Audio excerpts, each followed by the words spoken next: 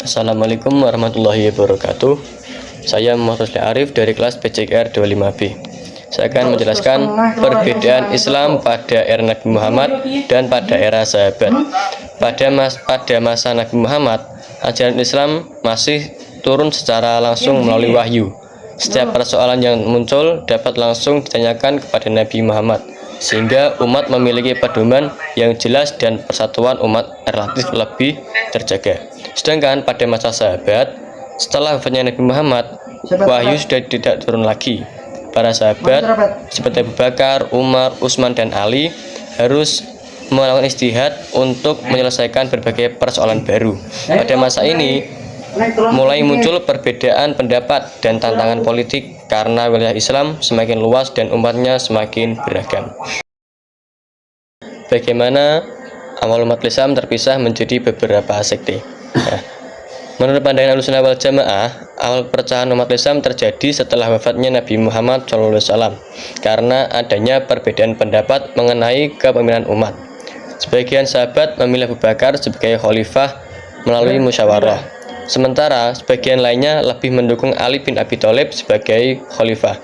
Nah, perbedaan pandangan ini kemudian berkembang menjadi konflik politik yang pada akhirnya melahirkan beberapa kelompok dalam Islam, seperti Syiah, Khawarij.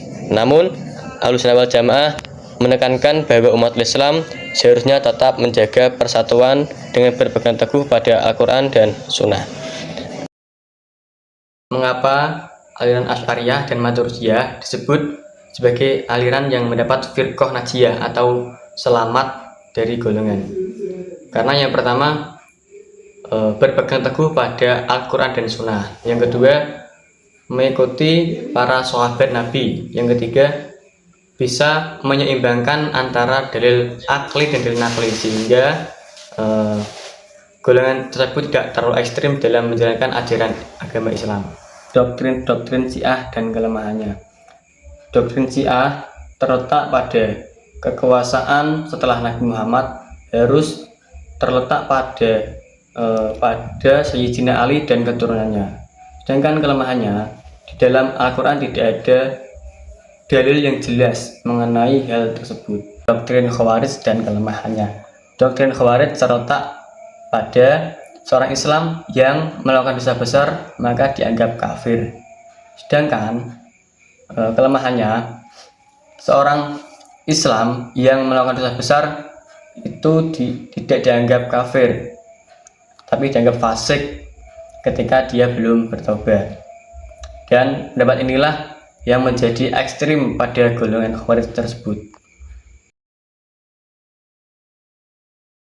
Apa yang dimaksud dengan madhab dan bagaimana hukum bermadhab bagi orang awam, ulama yang belum mencapai tingkat mujtahid dan mujtahid. Kita bahas pengertian madhab. Secara bahasa, madhab adalah masdar dari kata dhahaba yang memiliki arti bagus. Sedangkan secara istilah, madhab adalah pendapat atau metode seorang ahli fikih yang diikuti oleh para pengikutnya, yang menisbatkan diri kepadanya. Hukum bermadhab bagi orang awam adalah wajib karena ketidakmampuannya untuk berijtihad. Yang kedua, hukum bagi ulama yang belum mencapai tingkat mujtahid juga seperti golongan pertama, yaitu wajib karena tidak berkemampuan untuk berijtihad. Yang ketiga, hukum bagi mujtahid adalah wajib berijtihad dan tidak boleh bertaklid kepada mujtahid yang lain, meskipun mujtahid yang diikuti adalah sahabat. Next, kita bahas persoalan yang kedua, mengapa kita harus mengikuti madzhabul arba'ah bukan madzhab yang lain? Karena yang pertama, pada saat ini madzhab selain madzhabul arba'ah tidak memiliki sanad yang mutasil atau sanadnya tidak sambung dan tidak dapat dipertanggungjawabkan. Sedangkan madzhabul arba'ah syaratnya mutasil dan diriwayatkan dari para ulama hingga kepada para imam madhab. Jadi syaratnya jelas. Alasan yang kedua, pendapat yang dinisbatkan kepada selain madzhabul arba'ah tidak mundobit atau batasan-batasannya tidak dijelaskan.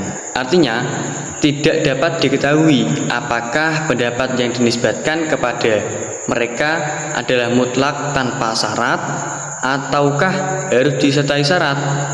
Berbeda dengan pendapat madzhabul arba'ah yang para pengikutnya meriwayatkan dengan jelas seluruh syarat-syarat pendapat imam dan merinci antara umum dan khususnya.